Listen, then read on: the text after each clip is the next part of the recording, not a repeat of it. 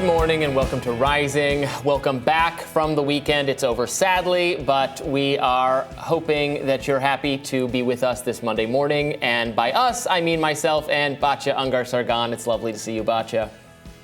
Thank you so much, Robby. Lovely to see you too. What are we talking about today?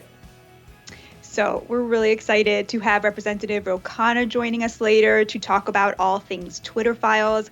Plus, we're going to get into the politics of White Lotus's season finale with Angie Speaks. You are not going to want to miss that. But first, a government shutdown is looming while Congress scrambles to fund the government for 2023. Funding is set to expire this Friday at midnight. According to CNN, it's likely the House and Senate will need to pass a short-term extension to extend negotiating time. To avoid a shutdown, Congress will have to approve two bills, a government funding measure and the National Defense Authorization Act. The NDAA has passed the House and is awaiting Senate approval. Now the White House has lashed out against the current draft NDAA, slamming GOP lawmakers' provision to repeal the U.S. military vaccine mandate as a, quote, mistake. Last week, National Security Coordinator John Kirby declined to confirm whether President Biden will commit to signing the NDAA as written. Very interesting, Batya. Are we going to have a government shutdown coming? So CNN also reported that Republicans and Democrats are about $26 billion apart to getting to that deal.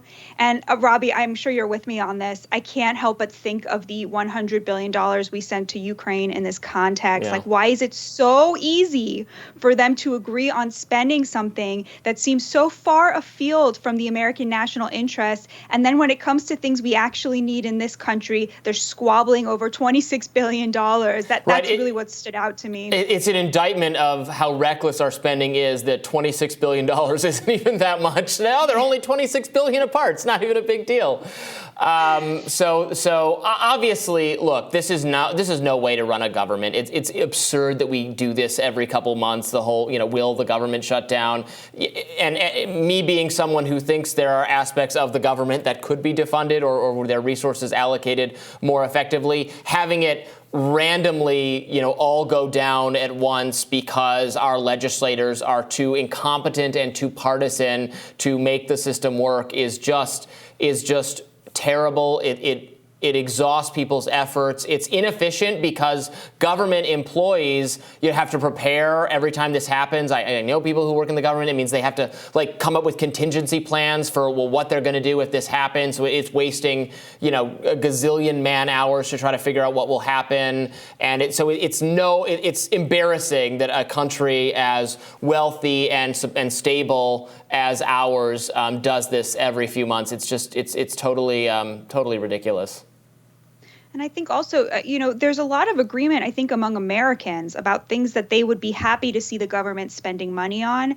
But it always feels like we're never spending it on that stuff, right? For example, I think most Americans would like to see some sort of, moderate way to address climate change, right? That's something that actually Americans across the aisle are not very divided on. But then when you look at the billions and billions of dollars in corporate donations basically from the government to go green. I mean, that's just not, who could look at that and say, oh yeah, that's what we want. That's what we need to give billion-dollar corporations more money in order to pursue maximalist agendas, as opposed to finding ways to actually address the problems of average Americans in a way that makes sense to them.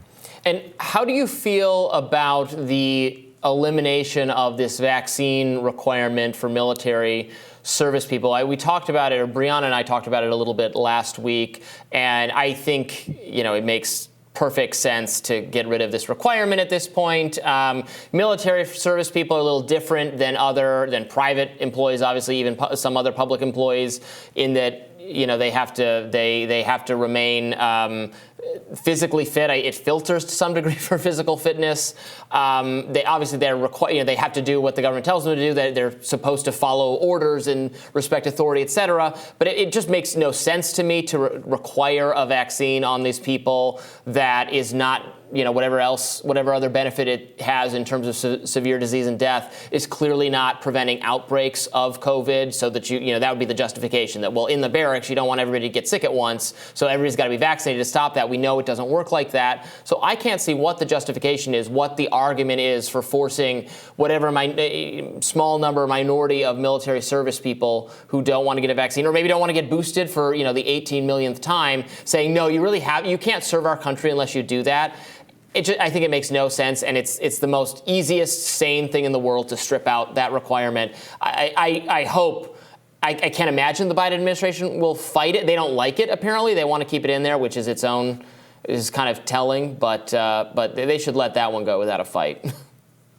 Yeah, I can't imagine that they would win a fight on those grounds. I think especially after these latest Twitter files revelations, in which it's becoming clearer and clearer just how much Twitter censored any kind of dissent on questions related to COVID and on questions related to the vaccine, questions that turned out to be, much more legitimate scientifically than the orthodoxy of the time.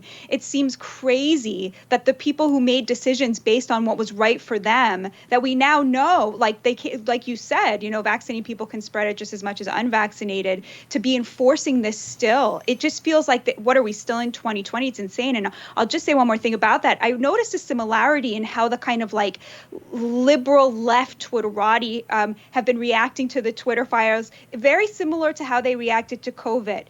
First you deny that something is happening, and when there's incontrovertible proof provided that it's happening, you say, oh, we always knew it was happening, it's no big deal, right? So that's sort of how they're treating censorship of Twitter and shadow banning and all of this, right? They denied it was happening. Now that there's incontrovertible truth thanks to the Twitter files, they're saying, oh, everybody knew that was happening. And it's so similar to how they treated COVID, right? The COVID extremist views that they imposed from day one. And now, instead of saying, look, we were wrong about this, we were wrong that if you're vaccinated, we said if you get vaccinated, you can't spread it. We were wrong about that. Instead of saying that, they now say, oh, the other side was accidentally right, And I think that kind of gaslighting, the worst thing it does is it undermines the credibility of the institutions that really need credibility. And so for anything in that regard, I just think the power should, of course, be with the people and not with those institutions. One last thought on the government shutdown. Do you think Republicans, which we're hoping to avoid, by the way, not that it's necessarily going to happen, do you think Republicans have any credibility when they complain about, runaway Democratic spending, when they turn around and they complain about it, but then when they're in power, Republicans never put any kind of limit on spending. Spending never goes down. They have slightly different spending priorities, but there's never any, okay, we're actually going to constrain the government. We're not going to spend beyond our means. We're not going to contribute to runaway inflation. They spend like drunken sailors when they're in power. And I guess really the only difference is Democrats don't complain about Republicans spending too much, and Republicans do complain about Democrats spending too much, but they both spend too much. I mean, again, I think it's to me, it's less a question of spending, not spending. That's not the dichotomy. The dichotomy is, are you spending on things the American people want or not? I mean, that's the real question, because I think for a lot of Americans, for example, the wall on the southern border, I mean, that's really what got President Trump elected. And I think millions and millions of Republicans would have been happy to see the government spend money on that. Of course, it never happened. Ann Coulter famously turning on Donald Trump for failing to make good on that promise. So I think, I agree with you, but I think it's not really about spending versus not spending. It's about, are you spending on things that the American people want to see their hard-earned taxpayer dollars spent on? Well said. Well, we're going to talk about the Twitter files more in My Radar, which we'll have for you next. Stick around.